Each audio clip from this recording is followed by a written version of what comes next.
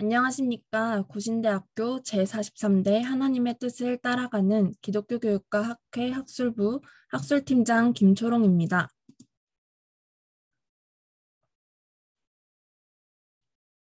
시대적 요구와 기회의 관점에서의 기독교 교육이라는 주제로 기독교 세계관의 확립을 위한 가정과 교회 교육 콘텐츠 개발에 대해 발표하겠습니다.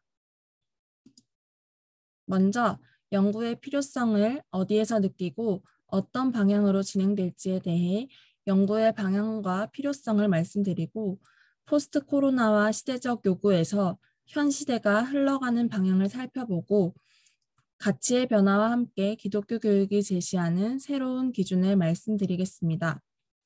기독교 교육의 주체와 내용에서는 가정과 교회라는 기독교 교육의 주체와 교육의 내용이 무엇이어야 하는지를 소개합니다.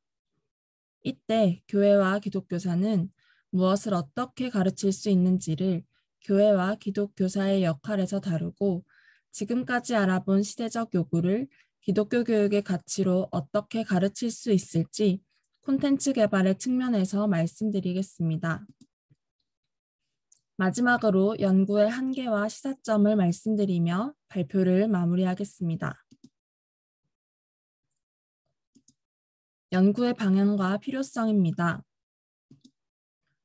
주제는 샬롬, 즉 단절된 것의 회복을 지향합니다. 저희는 기독교 교육의 본질을 드러낼 수 있는 새로운 기준을 제시할 필요를 느꼈습니다. 코로나 팬데믹과 사회적 거리두기로 인해 언택트가 지속되면서 개인의 자아는 물론 공동체의 존재 의미에 대해 의문을 가지고 전통적으로 지켜온 가치가 더 이상 절대적이지 않은 시대가 되었습니다.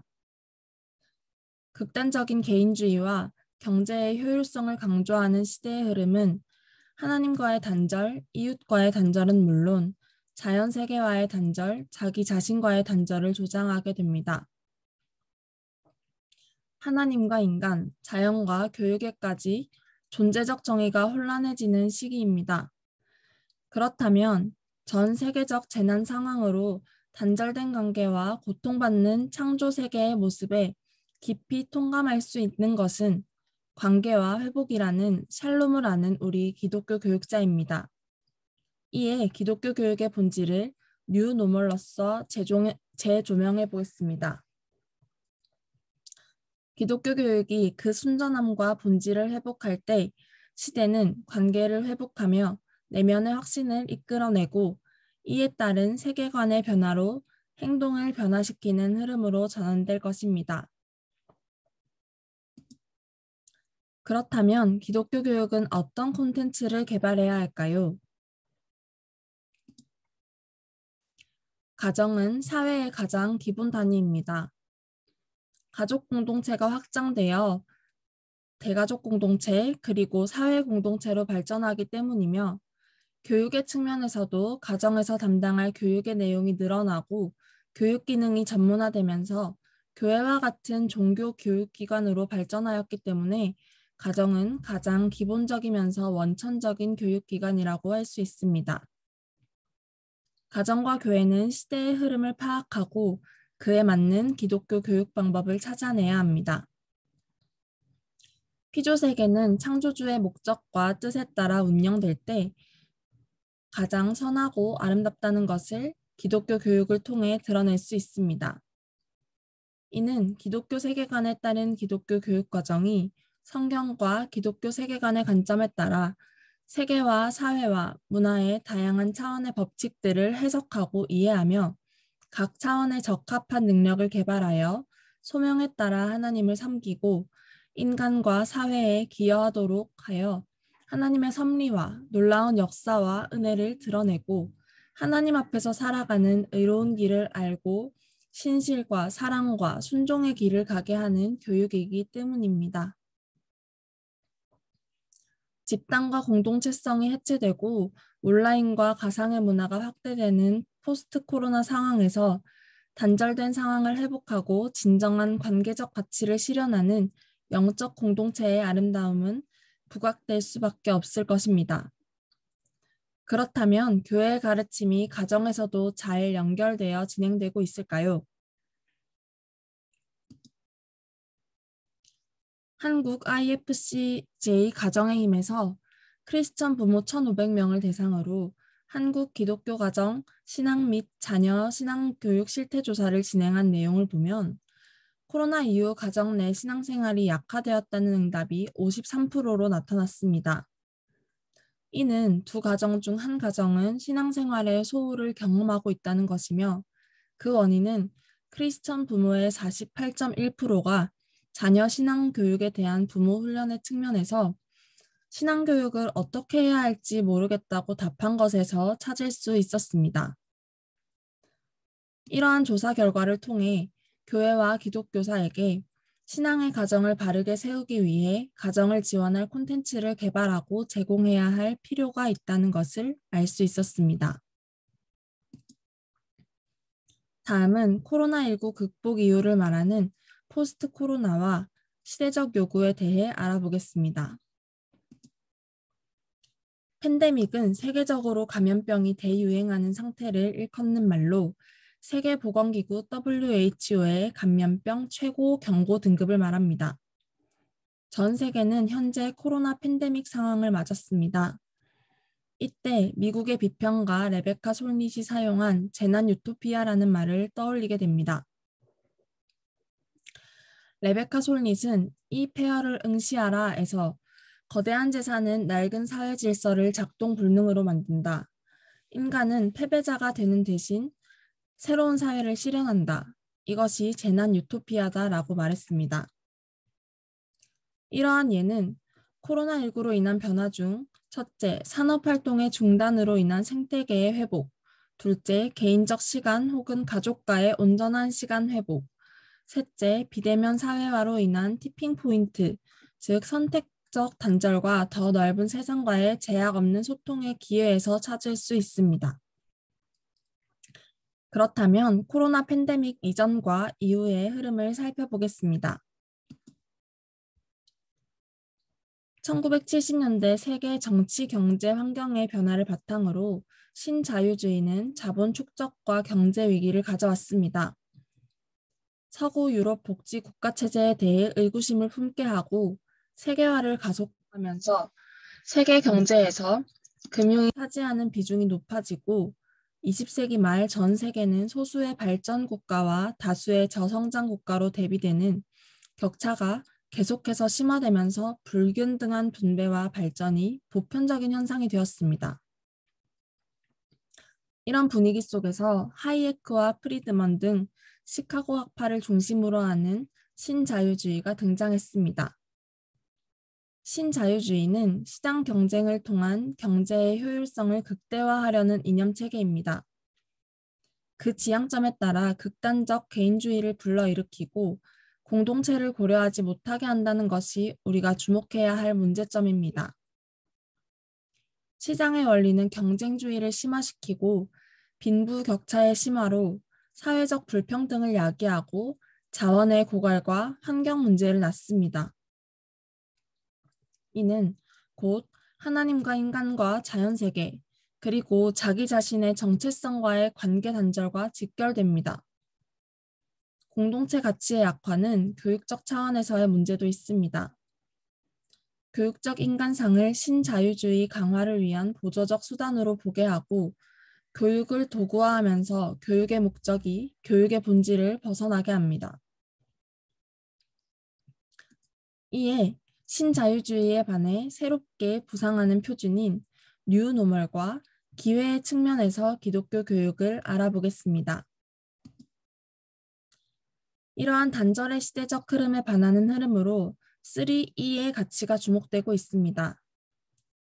신자유주의가 돈과 시장, 나를 핵심 가치로 두고 있다면 재난 유토피아로 인해 주목되는 새로운 가치는 탁월함, 사회적 관여, 윤리입니다.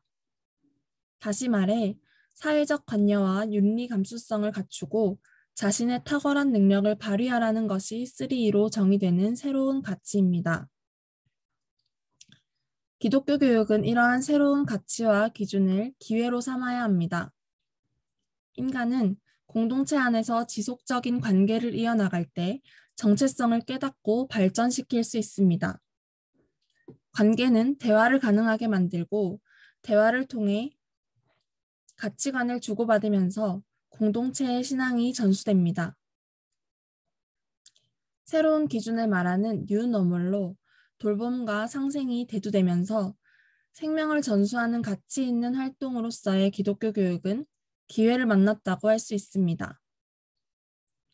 포스트 코로나에 대처하며 기회의 관점에서 기독교 교육을 보면 먼저 가족 중심의 새로운 일상은 가정에서의 신앙 교육을 강조하는 기독교 교육의 측면에서 매우 유리합니다. 이는 가정에서 활용할 만한 콘텐츠만 있다면 가정에서 질 높은 기독교 교육을 실현할 부모라는 교수자, 자녀라는 학습자와 쌍방의 시간적 여유가 마련될 수 있다는 것을 말하며 또한 놀이와 게임을 접목했을 때 가정의 편안한 분위기에서 학습자, 즉 자녀에게 신앙교육의 즐거움을 맛보게 해줄 수 있다는 것입니다. 또 비대면 플랫폼을 활용하면 시공간적 제약을 극복할 수 있다는 데서 기회입니다. 부모는 언약 안에서 자녀를 신앙으로 양육할 책임을 가지며 교회는 부모가 가정 안에서 이를 펼쳐낼 수 있도록 교육해야 할 필요가 있습니다. 그럼에도 교회 학교 교사와 목회자, 부모 세대의 시간적, 공간적 여유와 환경이 허락되지 않아서 신앙교육에 어려움을 겪고 있습니다. 이에 비대면 플랫폼을 활용하면 제약을 극복할 수 있다는 것과 온라인상에서 자신의 의견을 더욱 자유롭게 표현하는 세대의 특성에 따라 질문과 답변, 교육 내용의 전달이 더욱 유리하게 될 것을 기대하면 기독교 교육에 있어서 기회라고 볼 수 있습니다. 교회와 기독교사는 시대적 흐름에 따른 기독교 교육의 기회를 놓쳐서는 안 됩니다. 기독교 교육과 신앙교육의 본질을 회복하는 일, 즉 배우고 전진함으로 하나님께서 세우신 교회의 질서를 유지하고 성회를 성소에서 회집케 하셔서 제사장의 입으로 도리를 가르침으로 믿음의 일치를 배양시키고 교회의 교육을 통하여 성도를 장성한 자들로 자라게 하기 위하여 포스트 코로나의 시대적 상황을 도구로서 활용하며 기회 삼아야 합니다. 그렇다면 이러한 기회 속에서 기독교 교육은 무엇을 주체로 어떤 내용을 가르칠 수 있는지 기독교 교육의 주체와 내용에 대해 말씀드리겠습니다. 기독교 교육의 주체는 가정과 교회입니다.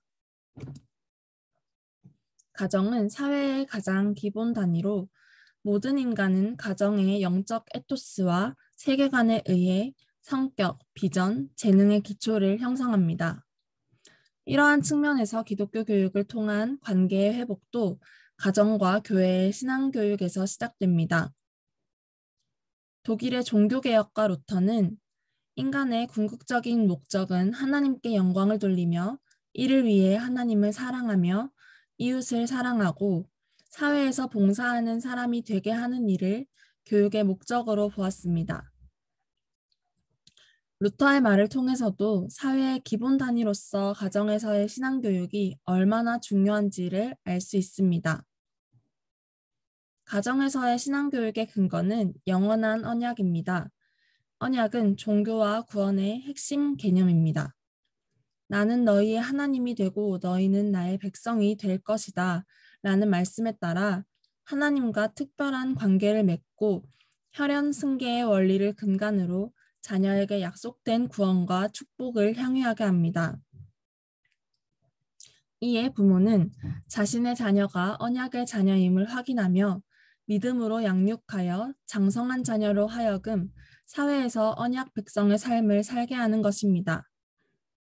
하나님과의 이러한 관계를 바르게 인식한 후에야 자녀는 인간과 자연세계, 물질과도 바른 관계를 맺을 수 있습니다. 두 번째 주체인 교회는 하나님의 백성 공동체입니다. 기독교 신앙의 기초 위에서 믿음을 고백하며 이를 표현하고 가르치고 외부에 전하는 기관으로 교회는 교육의 핵심 기능을 담당합니다. 교회 교육의 내용은 삼위 하나님과 하나님의 말씀인 성경입니다. 영국의 신학자 존 오웬은 성경은 언약 신자들이 하나님을 아는 유일한 규칙이자 신적, 초자연적 조명의 유일한 수단이라고 말하며 구약과 신약 성경을 가르치는 것이 교회에 있어 얼마나 중요한지를 알게 합니다. 그렇다면 기독교 교육으로 가정과 교회는 무엇을 가르쳐야 할지 기독교 교육의 내용에 대해 알아보겠습니다. 기독교 교육의 내용은 기독교 세계관과 교리 교육으로 나누어 살펴볼 수 있습니다. 먼저 기독교 세계관을 알아보겠습니다. 세계관은 실제를 바라보는 관점이며 실제에 대해 우리가 생각하는 큰 그림이라고 할 수 있습니다. 단순히 지적 차원이 아니라 지정의 모든 영역에 걸쳐 있는 삶의 존재 방식과 체질 변화에 직접적으로 영향을 끼치는 요인이기 때문에 문화와 종교와도 밀접하게 관련됩니다. 기독교 세계관은 기독교의 성경적 세계관을 기본으로 합니다. 그리스도인에게 성경적 세계관은 하나님과 나 자신, 그리고 모든 피조세계와 올바른 관계를 맺고 풍성한 삶을 누리게 하기 때문에 더욱 중요합니다. 하나님의 말씀에 대한 순종은 인식의 차원을 넘어 전 인격의 성경적 세계관을 체질화하는 과정입니다. 순종하는 그리스도인과 교회는 하나님이 섭리하시는 세계 안의 존재와 올바른 관점에서 올바른 관계를 맺는 영적 성숙과 신령함을 누릴 수 있습니다. 존재는 항상 관계 속에 있고 관계적 오름은 인식의 오름을, 인식의 오름은 행위의 오름을 가져오기 때문입니다. 하나님과의 단절로 죄와 왜곡이 시작되었듯이 모든 진리는 관계적 오름에서부터 시작하며 인간은 사랑으로서 진리를 알고 진리를 행하게 됩니다. 기독교 세계관의 기본은 창조주 하나님을 아는 데에 있습니다. 하나님께서는 하나님의 형상에 따라 사람을 만드시고 모든 만물을 다스리라는 사명을 부여하셨습니다. 이는 만물에 반영된 하나님의 능력과 신성을 올바로 드러내어 하나님을 영화롭게 하라는 문화 창달의 명령입니다. 가정과 교회에서 기독교 세계관을 확립시키는 교육을 해야 하는 이유는 그리스도인이 세상과 사회로 하여금 샬롬을 누리게 하기 때문입니다. 하나님을 대신해서 하나님의 창조세계 각각의 영역을 잘 다스려 하나님의 주인 되심을 나타내는 사명은 주변의 사람과 자연과 문화, 깨어진 모든 것의 평화의 관계의 회복으로 드러납니다. 다음은 교리교육입니다. 종교개혁자 칼빈은 하나님에 대한 참된 지식만이 그분께서 받으셔야 할 마땅한 예배와 섬김을 가능하게 해준다는 것을 말하며 참된 경건을 형성하는 교리교육을 강조했습니다. 이는 참된 경건을 함양하여 삶의 전 영역에서 실천하도록 하기 위함이었습니다.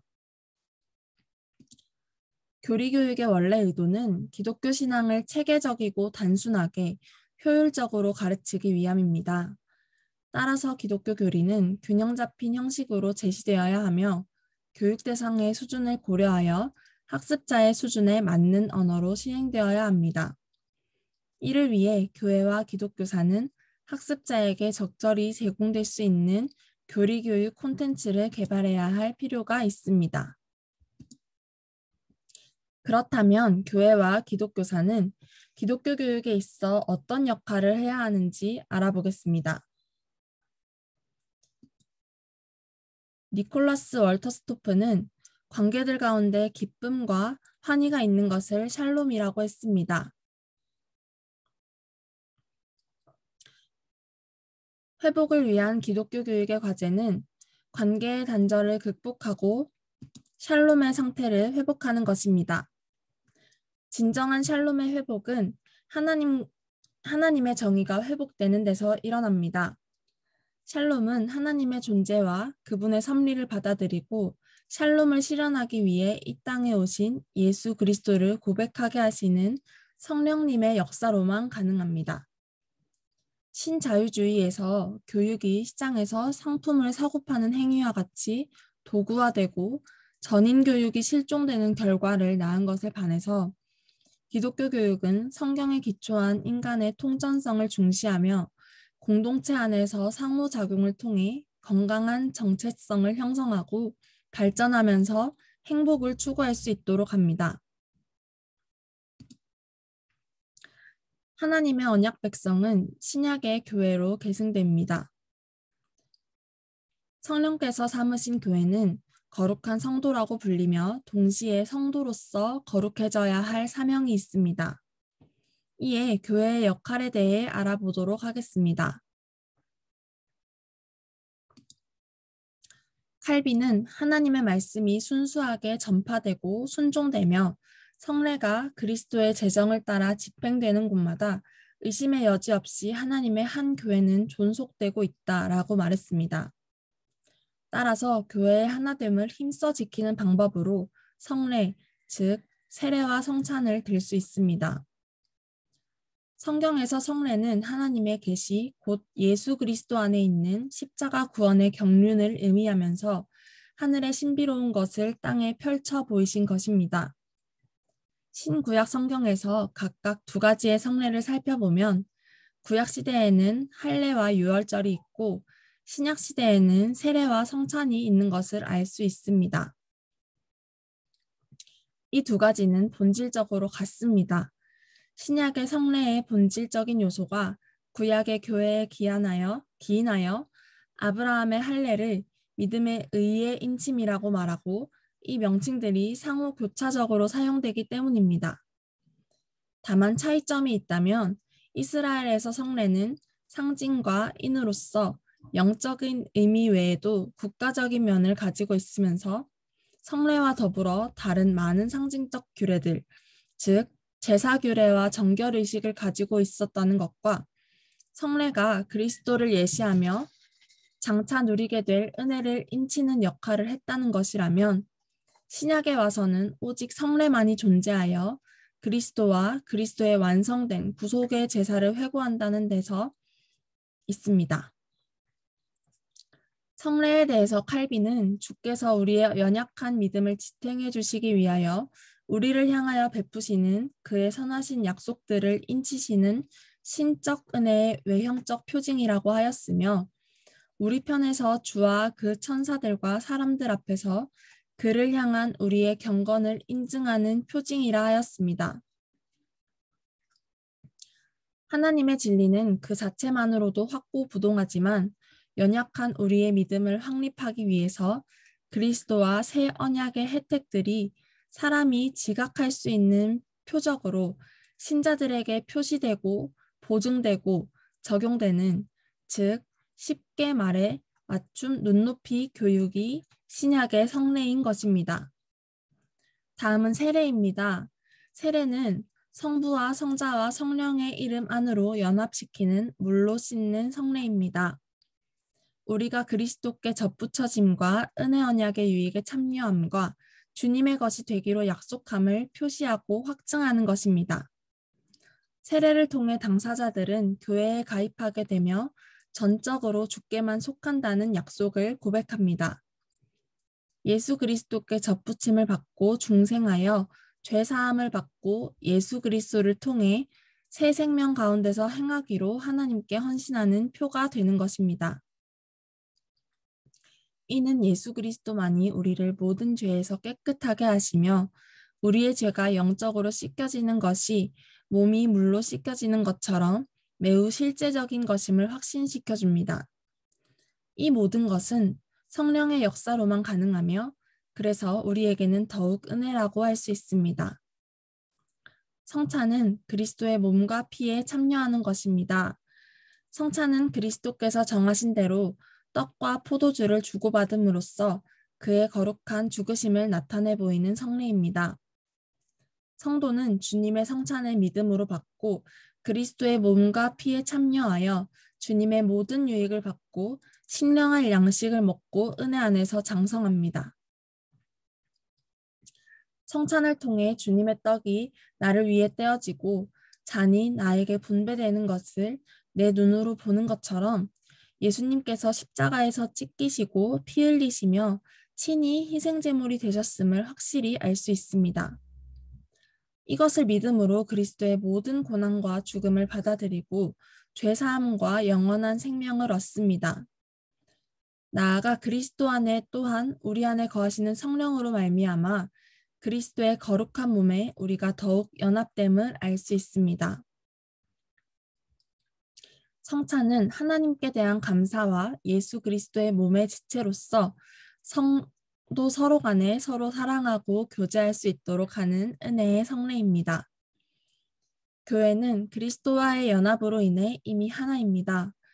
이것을 힘써 지키기 위한 것으로 세례를 통해 삼위 하나님을 고백하고 교회의 연합을 함께 지켜나갈 사람으로 확인합니다. 예수 그리스도의 몸인 빵을 떼고 포도주를 함께 마시며 하나님을 고백하는 하나의 공동체를 확인하는 성찬은 날 위해서 죽으신 주님이라는 개인의 개념을 넘어서 주님께서 하나의 순수한 교회를 세우기 위해 죽으셨다는 사실을 모두가 알게 합니다. 예배는 인간이 성경적인 방법을 사용하여 오직 삼위 하나님만을 노래하며 찾고 섬기는 행위입니다. 웨스트민스터 신앙고백서에서도 공중 예배는 하나님께서 그의 말씀과 섭리에 의하여 우리를 부르시는 것이므로 우리가 그것을 부주의하거나 등한히 하거나 내어버려서는 안 된다. 하나님께 드릴 예배를 위하여 적당한 분량의 시간을 구별해 바치는 것은 자연 법칙에 합당한 일이다라고 하며 마음을 준비하고 주의를 거룩히 지키기를 강조하고 있습니다. 예배에 있어 하나님의 말씀을 경청하고 그가 제정하신 성례를 실시하는 것은 매우 중요합니다.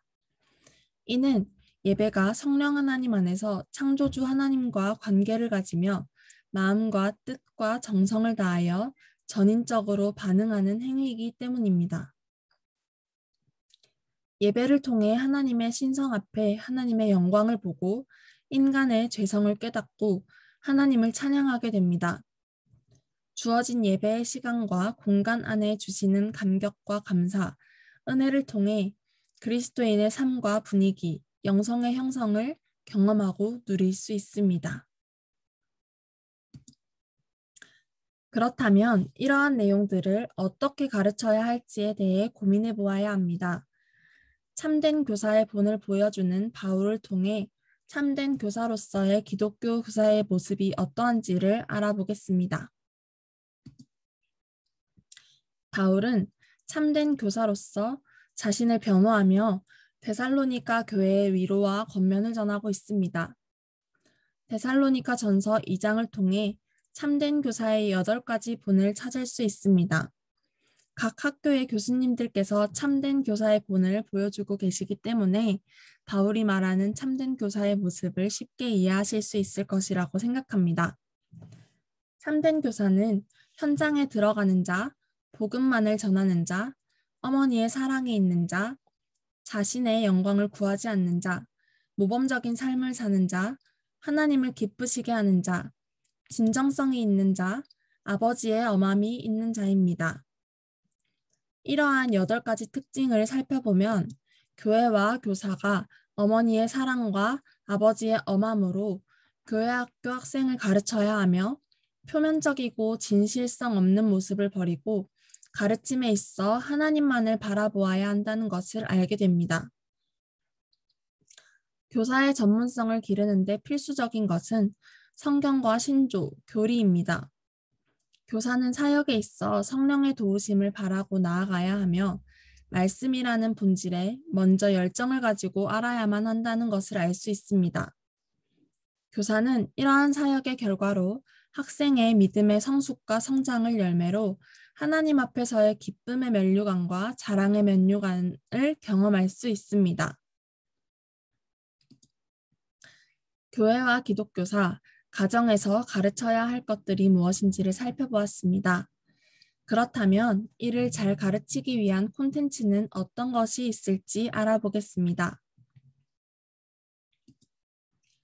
교사의 전문성은 신앙과 소명을 갖고 하나님께서 나를 교사로 부르셨음을 확신하고 자신을 들여다보는 것과 성경에 근간을 두고 가르치느냐 하는 것입니다. 교사는 신앙의 전통과 가르침 안에 성경 전체를 이해하고 있어야 합니다. 이것이 교수학습적 측면에서의 지식과 만나 효과적인 학습을 발생시킵니다. 기독교사의 전문성 강화를 위한 대면, 비대면 상황에서 활용할 수 있는 4주차 프로그램 방안을 소개하겠습니다. 기독교사의 전문성을 4가지 측면으로 살펴보며 각각의 측면을 주차별로 제시하는 프로그램입니다. 부모나 교사가 모여서 얼굴을 보고 프로그램이 진행되면 가장 좋겠지만 비대면 플랫폼을 활용해서도 충분히 배우고 나눌 수 있는 내용으로 구성하였습니다. 1주차에는 페이스, 신앙과 소명의 측면을 살펴봅니다. 먼저 자가진단의 시간을 갖습니다. 페이스는 소망의 영역과 신앙의 영역으로 나누어집니다. 소망의 영역은 역할, 의미, 부르심, 확신에 대한 것이며 신앙의 영역은 경건, 공예배 참석, 건강한 마음, 전인격, 하나님과의 관계에 대한 것입니다. 자가진단의 시간이 끝나면 각각의 영역에 따라 소망의 영역은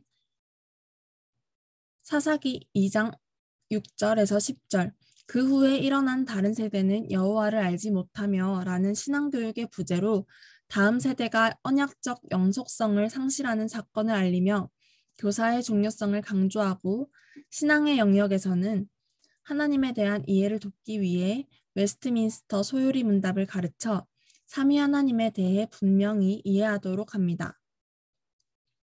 이러한 1주차의 과정을 통해 각자가 자신의 신앙 회복 방안을 3가지로 마련하여 정리하고 발표하는 시간으로 과정을 마무리합니다. 2주차는 널리지, 신학과 교수학습적 측면입니다.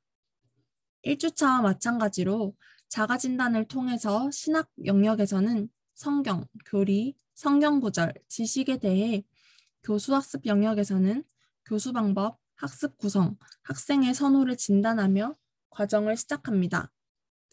신학의 영역은 웨스트민스터 소요리 문답에서 하나님의 영광, 창조주 하나님의 일, 인간과 죄와 타락, 구원의 삼위 하나님, 어떻게 살아야 하는가, 10계명의 내용을 통해서 학습하고 교수학습 영역에서는 웨스트민스터 소요리 문답을 쉽게 가르칠 수 있는 방안과 성공 전략을 소개하며 진행됩니다. 그 방안으로 노래를 활용하거나 컬러링북, 교재, 한눈에 보는 소요리 문답 자료, 실제 생활을 접목한 PPT 자료를 제시할 수 있습니다. 과정을 마무리할 때는 나만의 교수학습 전략이 무엇이 있을지를 이야기해 봅니다. 자신만의 방법을 정해서 각 내용을 어떻게 적용할 것인지 구상하고 발표합니다. 3주차는 캐릭터, 인격과 관계의 측면입니다. 인성 영역을 자가진단하며 용기, 믿음, 소망, 사랑, 지혜, 규칙, 준수에 대해 진단합니다. 인성 영역은 교사의 내면적 영역을 단련하기 위한 조별 활동으로 진행됩니다. 조 안에서 교사는 자신의 장점과 단점에 대해 말하고 서로 그것을 들으면서 교수학습에 적용할 수 있는 방안에 대해서 토론합니다. 각자가 장점을 살리고 단점을 극복하여 교수학습에 적용할 수 있도록 돕습니다. 3주차 과정은 이를 적용한 내용을 조별로 발표해보고 인성왕을 뽑아보는 활동으로 마무리합니다. 4주차는 행정과 운영의 측면의 매니지먼트입니다. 행정 영역은 체계적인 활동, 생활 및 환경 지도, 행정 사무 관리, 가정과의 소통, 학교 생활을 점검하는 것으로 나누어 볼 수 있습니다. 이것이 잘 이루어지고 있는지 자가점검으로 시작해서 1, 2, 3반 각각의 행정 클래스를 따라가며 행정 영역을 학습합니다. 1반은 성경 및 교리 지도 파트를 맡아 교재 선정과 프로그램에 대해서 연구하고 2반은 교회 환경관리 파트로 비품과 시설, 환경과 시설의 활용에 대해 학습합니다. 3반은 가정과의 소통 방안을 배웁니다. 언어 습관을 돌아보고 세대 간의 갈등을 완화하는 방법을 배울 수 있습니다. 이 과정을 마치면 행정과 운영에 대한 나만의 전략을 만들어 나눌 수 있게 됩니다. 다음은 오감톡톡 기독교 세계관이라는 이름으로 컨텐츠를 제시하려고 합니다. 이 활동은 가정이나 교회에서 쉽게 활용할 수 있는 프로그램으로 관계와 회복을 가르치면서 비대면 상황이 회복되었을 때 학습자에게 내면화된 샬롬의 가치를 실현할 수 있기를 기대하면서 만들었습니다. 기독교 세계관은 창조주 하나님과 나의 존재를 아는 것에서 시작합니다. 따라서 이를 창조, 타락, 구속의 맥락에서 이해하고 오감을 이용하여 직접적으로 느끼고 경험할 수 있도록 하고 질문을 통하여 학습자 내면에서 경험한 내용이 정리될 수 있도록 합니다. 아이들이 좋아하는 찰흙과 폴라로이드 사진을 이용했는데 폴라로이드가 없으면 일반 카메라를 사용해도 좋습니다. 활동 순서를 보시면 역할을 정하는 것이 중요합니다. 먼저 교사나 부모님 중 한 분은 연장자로 창조주 하나님과 성령의 역할을 하고 학습자인 자녀나 아동은 연소자로 사람의 역할을 합니다. 그리고 사탄의 역할을 할 진행자도 한 명 필요합니다. 역할이 정해지면 활동을 시작합니다. 연장자에게 찰흙이 있습니다. 연장자는 자신이 만들고 싶은 가장 아름답고 완벽한 모습을 의도해서 만듭니다. 이것은 하나님의 창조를 말합니다. 가장 선하고 아름다운 모습입니다. 연장자의 작품이 완성되면 그것과 동시에 폴라로이드 사진으로 그 모습을 남깁니다. 이는 예수 그리스도의 구속의 의무를 담은 것으로 사람의 타락 이후 예수 그리스도의 구속과 성령의 인도를 표현하기 위해 먼저 찍어둔 것입니다. 연장자는 연소자에게 자신이 만든 작품을 쥐어주며 기대하는 마음으로 아이가 이름을 짓고 소중히 대하며 가지고 놀도록 합니다. 이때 사탄이 등장합니다. 진행자인 사탄은 연소자에게 너는 이것보다 잘 만들 수 있어 라고 말하며 창조의 형태를 망가뜨리고 다시 만들도록 유혹합니다. 사탄의 유혹으로 연소자는 찰흙을 망가뜨리고 아까 만든 형상을 기억하면서 잘 만들기 위해 노력합니다. 그러나 처음처럼 잘 만들어낼 수 없다는 것을 알게 됩니다.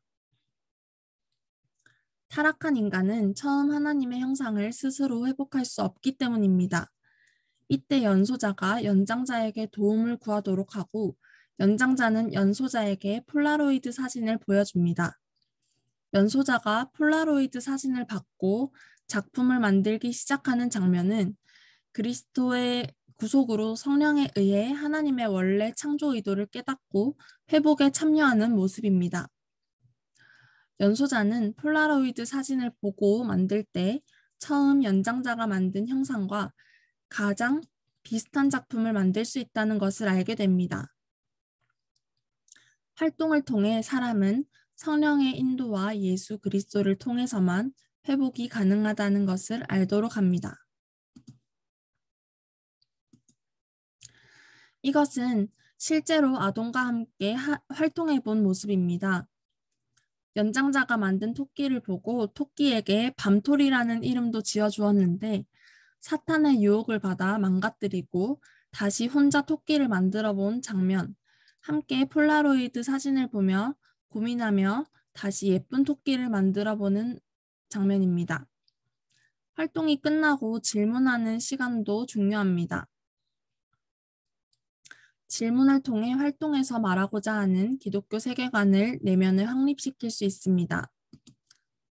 작품에 이름을 지어주고 작품을 가지고 놀 때 어떤 기분이었는지, 소중하게 잘 가지고 놀아주라고 부탁했는데 왜 망가뜨리게 되었는지, 혼자 만들어 보니까 어땠는지, 잘 만들 수 있었는지, 연장자의 도움을 받아서 토끼를 다시 만들고 다듬을 때는 잘 할 수 있었는지를 물으면서 창조, 타락, 구속, 회복의 맥락을 이해할 수 있게 합니다.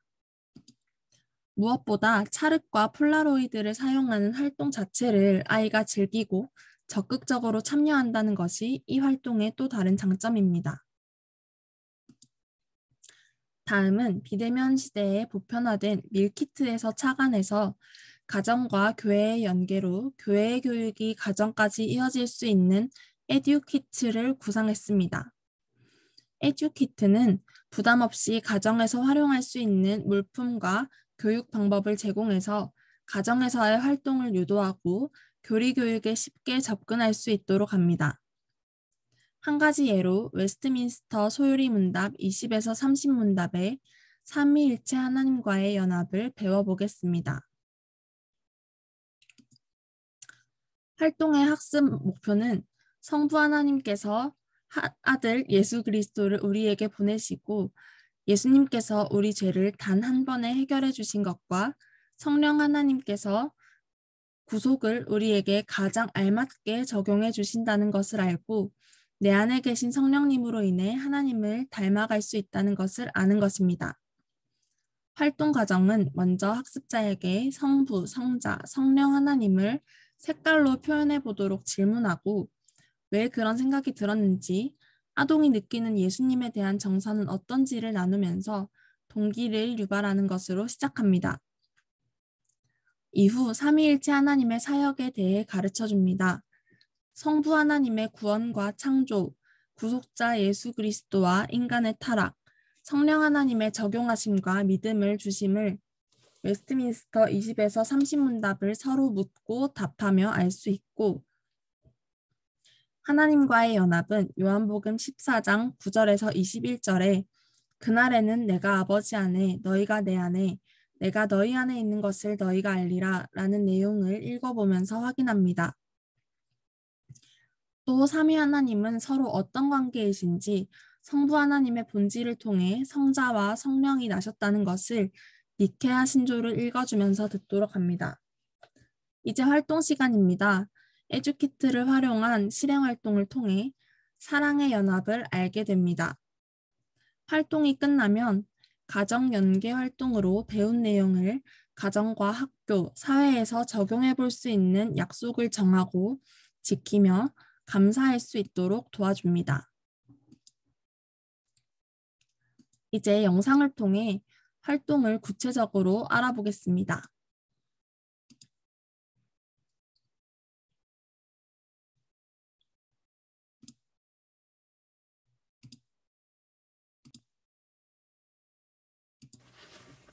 안녕하십니까. 부신대학교 기독교교육과 김초롱입니다.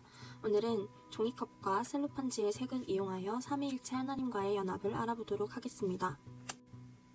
활동을 위한 준비물은 조금 큰 사이즈의 종이컵 4개와 빨강, 노랑, 투명, 주황색의 셀로판지, 그리고 작은 초와 라이터, 가위, 풀, 칼, 물, 생수병, 포스터 물감입니다. 검정 포스터 물감은 하나님의 말씀에 불순종하는 인간의 죄를 의미합니다. 죄는 투명한 물을 한 번에 까맣게 만들 만큼 큰 영향력을 가지고 있습니다. 종이컵 4개를 겹친 후 맨 바깥쪽 종이컵의 밑단에 맞춰 아래 종이컵 밑단들을 잘라줍니다. 까만 물이 든 생수병과 셀로판지를 붙일 종이컵, 불이 붙은 초가 준비되면 모든 준비가 끝났습니다. 초는 성령님의 역할에 대해 알려줍니다. 성령님은 하나님과 예수님을 알게 하시는 분이십니다. 조명하시는 성령님을 시각적으로 표현했습니다. 이처럼 셀로판지는 삼위 하나님의 역할을 드러냅니다. 하나님의 전능하심과 예수 그리스도의 보혈을 나타냈습니다. 종이컵을 다 합친 모습은 삼위일체 하나님을 표현한 모습입니다. 이때 주황색의 밝은 빛이 나는 모습은 하나님 편에서만 주황색을 만들 수 있다는 것을 표현한 것으로 이것을 잘 기억해 주시면 좋겠습니다. 니케아 콘스탄티노플 신조에서 본 것처럼 성부께서는 영원 전부터 계셨고 성령과 성자께서는 성부로부터 나셨습니다. 그것을 종이컵으로 표현한 모습입니다. 삼위 하나님께서는 사람을 하나님의 형상으로 만드셨습니다.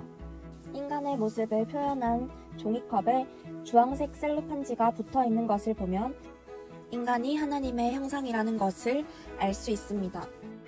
인간의 형상으로 된 종이컵이 까만 물 속에 빠지는 모습은 인간이 하나님께 불순종함으로 죄를 짓는 모습입니다. 죄의 영향력은 아주 커서 전 인류와 세계에 미칩니다. 종이컵이 새까맣게 변한 모습을 볼 수 있습니다. 하나님께서는 그럼에도 나를 사랑하셨습니다. 나는 하나님의 형상을 잃어버렸습니다. 하나님과 나 사이에 간격이 생긴 것은 죄로 인한 단절을 나타냅니다. 하나님과 나는 죄로 인해 만날 수 없는 상태가 되었습니다. 실제로 종이컵을 겹쳐보면 겹쳐지지 않는 모습을 볼 수 있습니다. 그래서 하나님께서는 아들 예수 그리스도를 나에게 보내시기로 작정하십니다. 예수 그리스도는 인간의 더러운 죄를 해결해 주시기 위해서 오셨습니다. 예수 그리스도를 나에게 보내주셨습니다. 예수님께서는 십자가의 피 흘리심으로 나의 죄를 해결해 주셨습니다. 실제로 예수님으로 인해 간격이 없어지고 나와 예수님이 겹쳐지는 모습을 볼 수 있습니다. 예수님과 하나가 되었다는 것은 성령님께서 내 마음에 계실 수 있게 되신 것입니다. 이는 예수 그리스도와 연합하여 성령을 받은 모습을 말하고 있습니다. 이제 예수님으로 인해 나는 하나님과 연합할 수 있게 되었습니다. 삼위 하나님과 나는 이제 연합하여 요한복음 14장 20절 말씀처럼 예수님이 하나님 안에, 나는 예수님 안에, 성령님이 내 안에 계신 것을 알 수 있습니다. 타락한 인간인 나는 예수님과 연합하여 하나님과 하나가 되었다 하더라도 종이컵을 해체해보면 여전히 까만 죄인인 것을 알 수 있습니다. 그래서 하나님께서 의지적으로 나를 만나 주셔야지만 나는 하나님을 만날 수 있다는 것을 알 수 있습니다. 이것은 해체한 종이컵의 색깔이 하나님 편에서만 주황색으로 빛날 수 있다는 것을 통해 알 수 있습니다. 마지막으로 삼위일체 하나님과 연합한 모습입니다. 나는 예수 그리스도로 인해서만 죄의 문제를 해결받고 삼위 하나님과 연합할 수 있습니다. 그래서 내 안에 계신 성령님을 통해 나는 하나님을 닮은 삶을 살 수 있게 되었습니다. 이상으로 예수 그리스도의 구속과 삼위 하나님과의 연합을 종이컵 활동을 통해 설명하였습니다.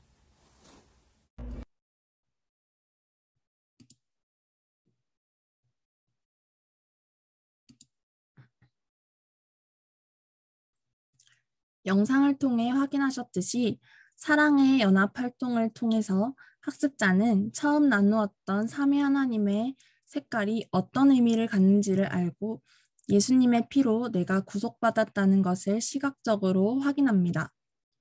완전한 연합을 표현하는 완성된 모형을 보면서 하나님께 감사하는 기도를 드릴 때도 예수님을 통해서만 하나님께 기도할 수 있고 예수님을 부를 수 있게 된 것은 이제 내 안에 계신 성령 하나님으로 인해서라는 것도 알 수 있습니다. 가정과 학교에서 내가 예수 그리스도로 연합하여 닮아감으로 인해 할 수 있는 일들을 적어보고 나누고 실행하는 과정에서 사랑은 감정이 아닌 의지적인 행동이라는 것을 알고 학습자 스스로 사랑과 관계를 실천하도록 해서 샬롬이 실현되도록 하는 것이 이 활동의 의미입니다. 그 외에도 앞서 기독교 교육의 내용에서 말씀드렸던 예배와 성찬, 성례의 모습과 관계의 기쁨을 가정 예배를 통해 보여줄 수 있습니다.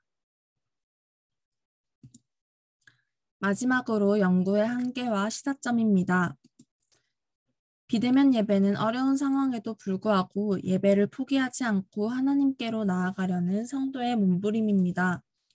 그럼에도 비대면 예배가 보이는 한계는 코로나19가 특수한 시대적 상황에 의한 것으로 처음 비대면 예배가 진행되었을 때는 그리스도인들이 애통한 마음으로 예배했지만 결국 비대면 예배의 장점인 시공간의 자유로 인해서 예배자들의 마음이 해이해지고 그리스도인의 예배에 대한 경건 지속성을 하락시킨다는 것입니다. 또 비대면 예배는 예배자들이 직접적으로 참여하는 데 제한이 있습니다. 예배를 받으시는 하나님과 말씀을 선포하는 목회자와 말씀에 응답하는 회중의 상호 반응과 자극에 어려움이 있습니다. 실제로 한 설문은 그리스도인의 31.8%가 비대면 예배를 드릴 때 그냥 가만히 시청한다고 응답하였습니다. 세 번째는 비대면 예배는 공동체가 완전히 하나 되는 것에 제한적이라는 것입니다. 하나 된 공동체는 서로 간의 유대감을 형성하고 서로의 신앙을 나누며 성장하는 원동력이 됩니다. 비대면 상황은 이러한 공동체의 교제보다 개인의 일을 우선시하는 결과를 낳습니다. 대한예수교 장로회 1135명의 담임 목사 중 41.4%가 성도 간의 교제와 공동체성을 회복하는 것이 필요하다고 말한 부분에서 비대면 예배의 한계가 더욱 뚜렷이 드러납니다. 이에 가정과 교회가 협력해서 신앙교육을 진행하도록 해야 합니다. 코로나 시대 학생들의 신앙 관련 인식 조사 결과를 보면 학생들의 신앙교육에 가장 큰 영향을 미치는 사람은 학부모라고 합니다. 담임 목사와 담당 교역자도 학생 자신보다 아래에 있고 교사는 거의 영향력을 발휘하지 못합니다. 학생들은 교회 교육에 대해 말씀의 본질적인 부분을 배우기를 요구하고 있었습니다. 이에 인식 회복과 교회 교육의 바른 실현을 위해 교회 학교 교사는 전문성을 기르고 말씀으로 먼저 돌아가야 한다는 것을 알 수 있었습니다. 또한 교회와 가정이 협력할 때 학생들은 교회와 신앙을 자신의 삶의 중요한 것으로 인식할 수 있다는 것을 짐작할 수 있었습니다. 교회와 가정이 말씀에 대한 일치된 관점과 신앙교육을 진행할 때 학생은 교회의 가르침을 받아들이고 교회와 교사 또한 사랑할 수 있는 아이로 자라게 된다는 것을 알 수 있습니다. 교회는 가정의 신앙교육을 통보하는 형식이 아닌 가르침이 이어지도록 하는 질 높은 기독교 교육 콘텐츠를 제공하고 관계와 성도의 교제를 강조하여 평화와 회복의 교육이 이루어지도록 해야 합니다. 이상으로 고신대학교 학술부 발표를 마치겠습니다. 들어주셔서 감사합니다. 유튜브 링크를 통해 질문을 남겨주시면 서면으로 성심성의껏 답변 드리도록 하겠습니다. 감사합니다.